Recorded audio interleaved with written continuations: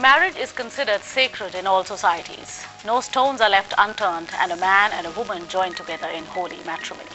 But whenever one says, "I do," one never imagines that one day either partner could say, "I quit." Result, divorce. In most cases, the women get all the sympathy as everyone feels sorry for the woman and wonder how she will be able to take care of herself and the children if there are any.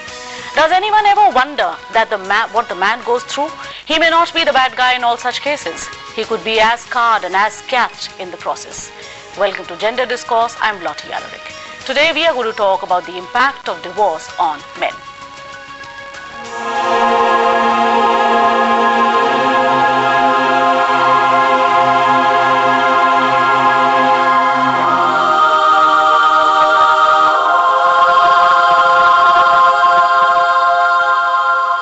To carry this important discussion forward, I have in the studio a distinguished panel of guests. I am very happy to welcome Dr. Rajyalakshmi, who's a sociologist with the Delhi University, and sitting to her right is Mr. Swaroop Sarkar, who's a divorcee as well as an ex-member of the Save Family Foundation.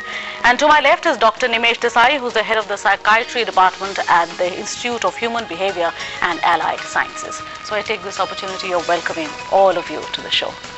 Well, before we begin with our question-answer session, before we actually start analyzing the situation, let's take a look at this report through which we will try and get a little number as to how many men really suffer in this country because of divorce. Take a look.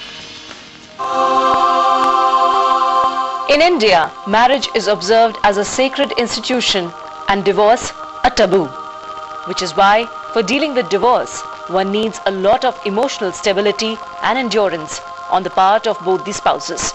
According to an online survey done by Save Family Foundation and My Nation Foundation between April 2005 and March 2006 on 1 lakh men, it was found that 98% of men face severe domestic violence at the hands of their wives. Economic violence was the commonest, faced by 32.8% of participants.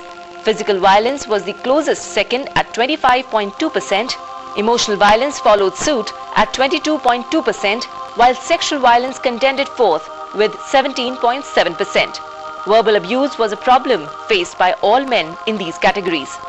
According to the National Crime Records Bureau, number of suicides in the country has increased by 40% during the decade 1996 to 2006.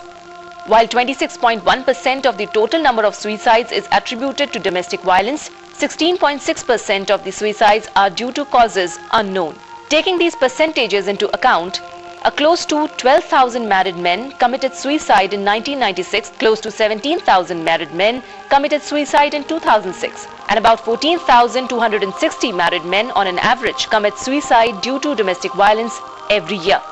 Also, 1,57,000 married men have ended their lives due to domestic violence between the years 1996 and 2007. An extensive study of working of family courts in urban India indicated that in 2004, nearly 3,400 couples in Mumbai filed for divorce. In Delhi, an average of 25 divorce petitions were filed every day in 2004. In Bangalore, the number increased threefold from 653 in 1988 to 1861 in 2002. In Kolkata, the number has gone up from 1633 in 1966 to 2,388 in 2003. 70% of these figures represent divorces in the age group of 25 to 35.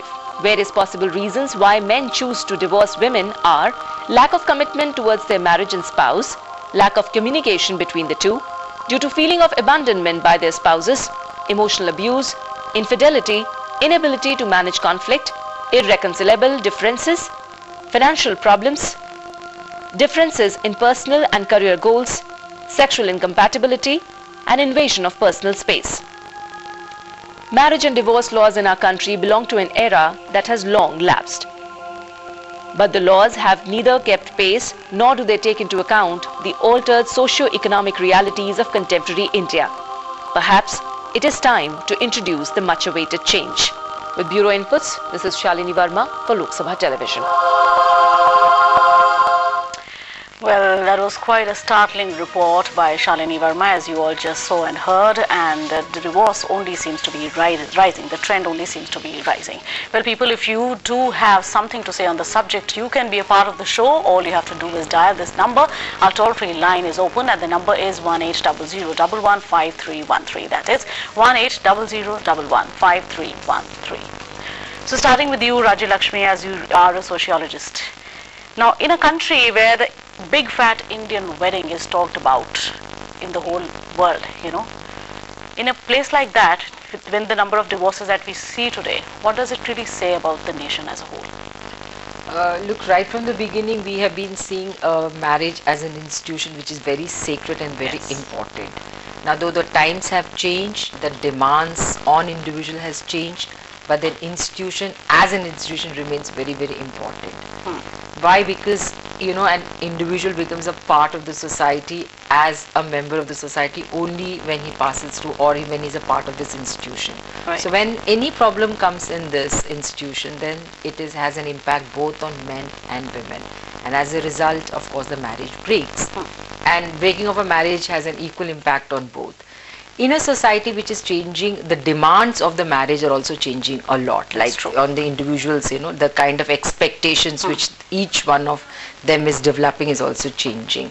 And nowadays, as earlier it used to be that divorce used to be a big stigma, there used to be stigma attached to divorce, which is not anymore now. Anymore in the sense that the impact is less. I mean, that stigma which was attached earlier, which was to be very great, is now reduced to a large extent. So therefore, the couples as such, the individuals have started opting more for it. It used to be, the trend used to be there where there was incompatibility, where there were problems.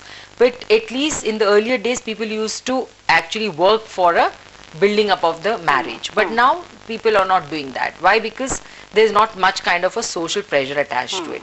Anyway, I mean, like, this is, it's actually, it's not that you have to hold responsible the society or the individual. It's actually both, like, both are having an impact on each other.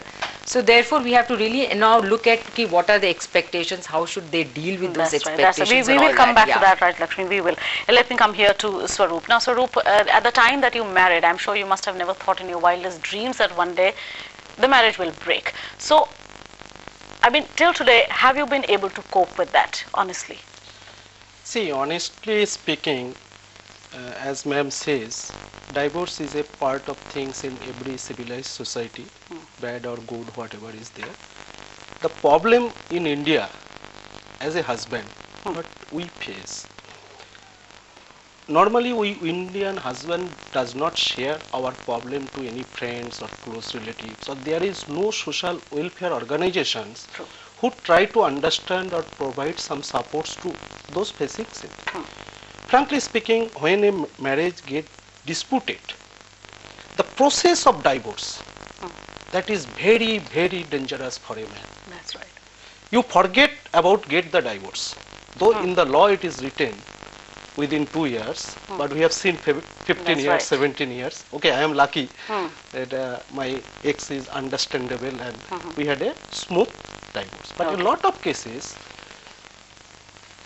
maximum people when that dispute comes go on depression. It can be this much, this can be that much. What we used to when deal to the pupils, we tell them this is your journey, accident can happen. Now the impact of the accident and how to repair, that is the more important thing. But unfortunately, though as ma'am says, society is taking open heart about the pupils' divorce, but in front of